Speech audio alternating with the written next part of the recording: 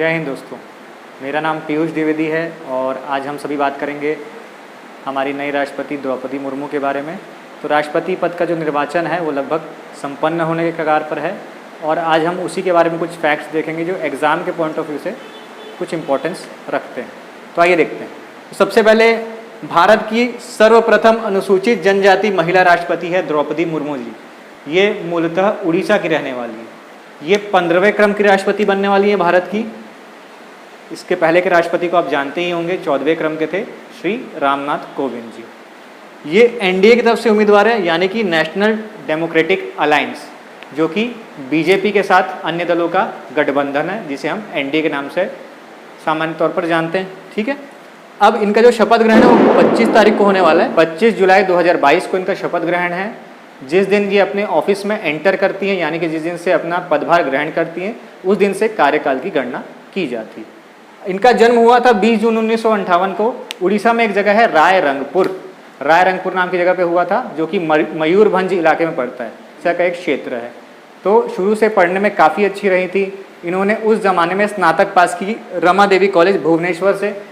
College pass करने के कुछ समय के बाद उनकी क्लर्क की नौकरी लग गई। क्लर्क के पद पे काम करने के कुछ समय बाद उन्होंने उस नौकरी को छोड़ दिया और उसके बाद सिंचाई विभाग एवं बिजली विभाग में असिस्टेंट के तौर पर नौकरी करने लगी, जो कि 1979 से 83 तक जारी रहा। उसके बाद ऑनररी टीचर के रूप में उन्होंने कार्य किया। 1994 से 1997 तक ऑनररी टीचर के रूप में उन्होंने कार्यकाल अपना खत्म किया। 1997 में वो बीजेपी का दामन थाम लेती हैं और अपना राजनीतिक जीवन शुरू करती हैं। तो उन्होंने सर्वप्रथम रायरंगपुर नगर पंचायत से चुनाव लड़ा। एक पार्षद के रूप में वो चुनाव जीत भी गई। 1997 में भाजपा की ओर से पार्षद चुनी जाती हैं द्रौपदी मुर्मू जी।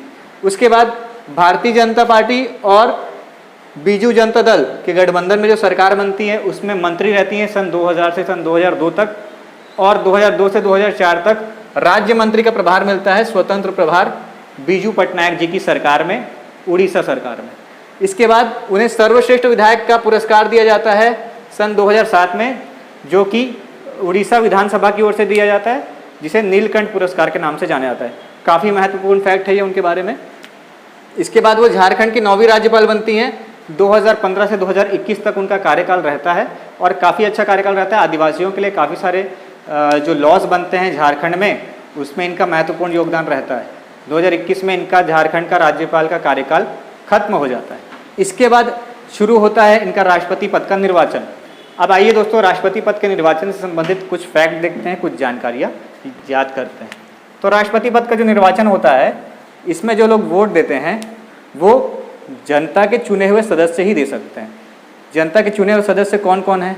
एक तो संसद के सदस्य हैं, जो कि लोकसभा में बैठे हुए हैं। उनको डायरेक्ट जनता खुद से चुन करके पार्लियामेंट में भेज रही है, संसद भवन में भेज रही है। साथ ही साथ जो राज्य विधानसभा के निर्वाचित सदस्य हैं, जो इलेक्टेड मेंबर हैं, वो ही राष्ट्रपति के निर्वाचन में वोट दे सकते हैं। इसके साथ ऐसे केंद्र शासित प्रदेश यानी कि यूनियन टेरिटरीज, जिनमें प्रत्यक्ष रूप से निर्वाचित सदस्य पहुंच रहे हैं या जिनकी विधानसभाएं हैं, जैसे कि दिल्ली, पुडुचेरी और जम्मू कश्मीर, उसके भी निर्वाचित सदस्य राष्ट्रपति चुनाव में अपना वोट देते हैं।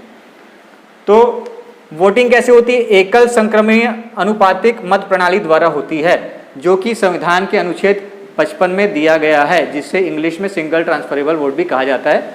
इसका डिटेल वीडियो हम आपको दिया है, जो प्रणाली है वो हम आपको दूसरे वीडियो में विस्तार से समझाएंगे।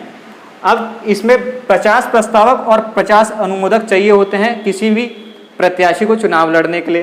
तो 50-50 दोनों चाहिए। साथ ही साथ ये एग्जाम की दृष्टि से महत्वपूर्ण है कि भारत के तत्कालीन निर्वाचन आयुक्त कौन थे जब राष्ट्रपति पद का चुनाव हो। तो श्री राजीव कुमार 25वें क्रम के निर्वाचन आयुक्त हैं और अभी तत्काल में जो राष्ट्रपति चुनाव संपन्न हुआ है, उसमें सारे चुनाव का जो भी सुपरविजन है वो राजीव कुमार ने ही किया है। ठीक है। अब जो नई राष्ट्रपति हमारी द्रौपदी मुर्मू, उनका निवास होगा राष्ट्रपति भवन, रायसीना हिल्स में स्थित है। कुल वोट जो हैं राष्ट्रपति चुनाव में वो हैं 10,86,431 वोट। अभी फिलहाल तत्कालीन समय तक 21-22 राज्यों की गिनती हो चुकी है और सांसदों की गिनती हो चुकी है, जिसमें द्रौपदी मुर्मू को 64% वोट मिले हैं और उनका राष्ट्रपति भवन का रास्ता साफ हो चुका है। और खुशी की बात यह है कि भारत की प्रथम महिला अनुसूचित जनजाति की एक महिला, जो उड़ीसा के बेहद पिछले इलाके से आती है, बेहद पिछड़े बैकग्राउंड से आती, जो एक झोपड़ी नुमा घर में रहा करती थी, वो भारत के सर्वश्रेष्ठ पद पर आरूढ़ होगी, आसीन होगी। और यही हमारे देश की खूबसूरती है कि एक बेहद निम्न स्तर पर रहने वाला व्यक्ति भी भारत के सर्वश्रेष्ठ पद पर, भारत के प्रथम नागरिक के पद पर पहुंच सकता है। यही इस देश का गणतंत्र है। धन्यवाद दोस्तों। आज का वीडियो आपको कैसा लगा हमें ज़रूर कमेंट करके बताइए, और किन करंट के टॉपिक्स पर आप चाहते हैं कि हम वीडियो बनाएं उसे भी बताएं, हम उस पर भी आगे वीडियोस बनाते रहेंगे। धन्यवाद।